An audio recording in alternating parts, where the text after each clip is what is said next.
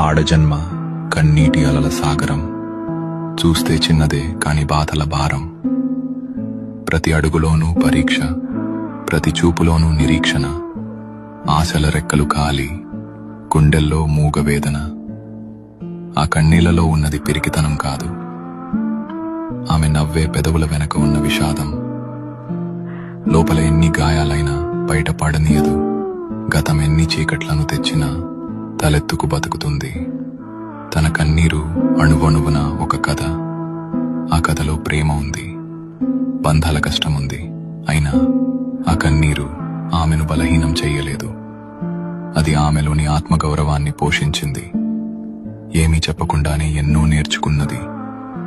ఏదైనా సరే ఎదురు నిలిచి పోరాడింది. ఆమె బాధ ఆమెకు ఒక ఆభరణం, అది ఆమె గర్వం, ఆమె నిజమైన అందం.